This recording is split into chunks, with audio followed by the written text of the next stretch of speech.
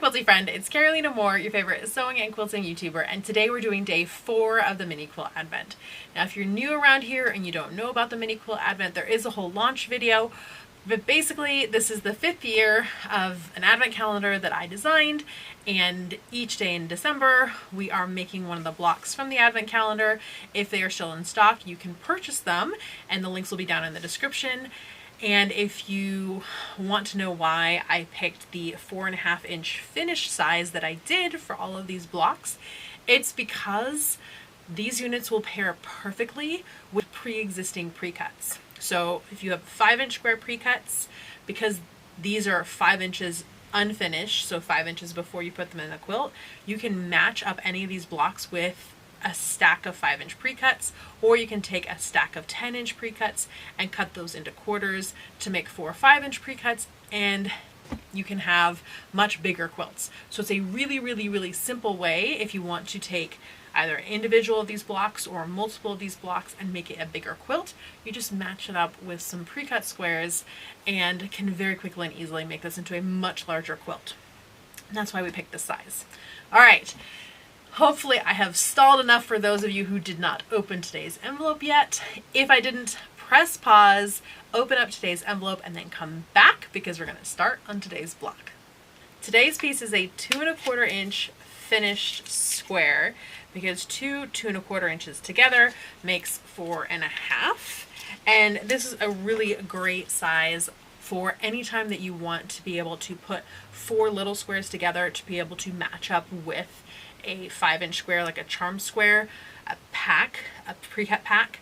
Because if you get the little mini squares, the mini squares are 2.5 inches, and by the time you sew those all together, they're 2 inches finished. So they're actually just a little too small.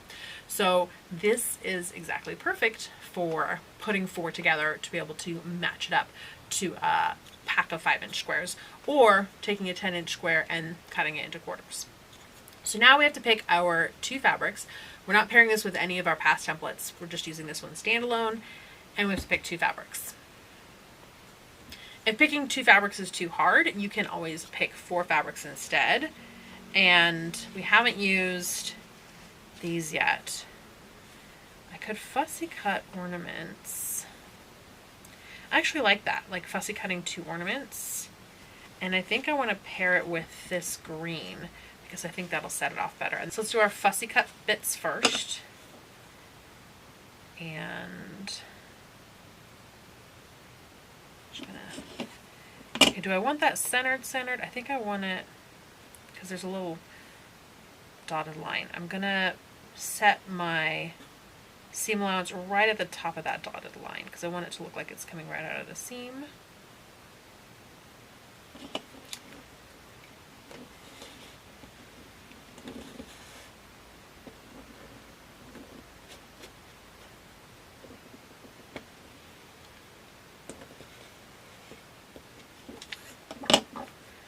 Go. And this one, it has a kind of light line, so I'm going to use that light line. They're not exactly the same. I could go like up here and grab the exact same one. I'm not going to do that this time.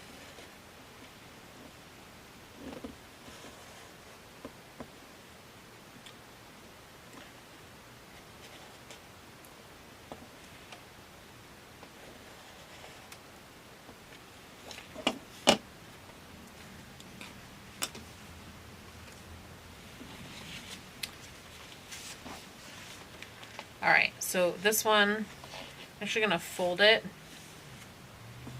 like this and cut 2 at a time, because this one is not fussy cut.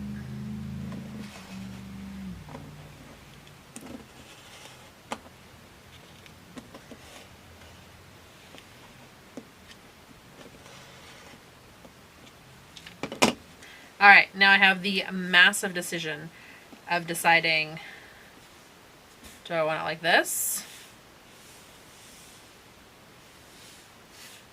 Or like this? I don't think it really matters. Alright, we're going to sew them into rows, just with our 1/4 inch seam allowance. So sewing them into pairs of 2. And if you are not joining in on the Mini Quilt Advent, but you're watching this video anyway, we're going to talk about spinning seams in a second. So this is definitely a fun video for a beginner, whether or not you've joined in on the Mini Quilt Advent. Although if you are joining in on the Mini Quilt Advent, you'll actually get to practice spinning seams with this block. So that's really fun.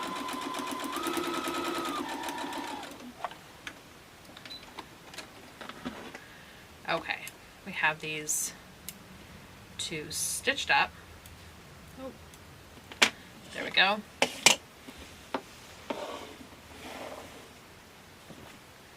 And now we're going to press towards the dark. And if both of your fabrics are about the same amount of darkness, just pick one, but press towards that one the same time, both times. So I'm pressing towards the stars and I'm pressing towards the stars. And that's going to be important here for us to be able to nest our seams and then to spin our seams. Okay, so again, we can pick, still have choices. We're going to put these two right sides together, and because this top one, the seam is going this way, and this bottom one, the seam is going that way, that makes like a little bit of a bump, so we can tuck those seams into each other, and that's called nesting the seams. And you can pin that, but I just like feeling it, holding it with my finger.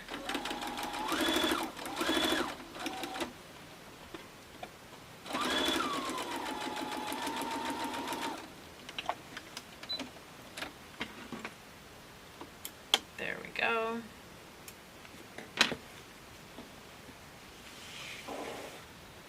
And now we can spin our seams. So if you haven't spun your seams before, this seam's going up, this seam's going down, so they're going in this counterclockwise direction. And if we got this right in the middle here, we should be able to pop this open. And we'll have like a mini 4-patch on the back in the middle. And that's gonna have all the bulk of that seam radiate out, and so you don't have a big lumpy center on your block. It's called spinning the seams. It's pretty fancy. All right, friends, that's block 4. We're done with block 4 already. Looks amazing. I'm gonna add this to our ever-growing stack here, our ever-growing collection here. If you have any questions or comments, leave those down below. Make sure that you've given this video a thumbs up and that you're subscribed.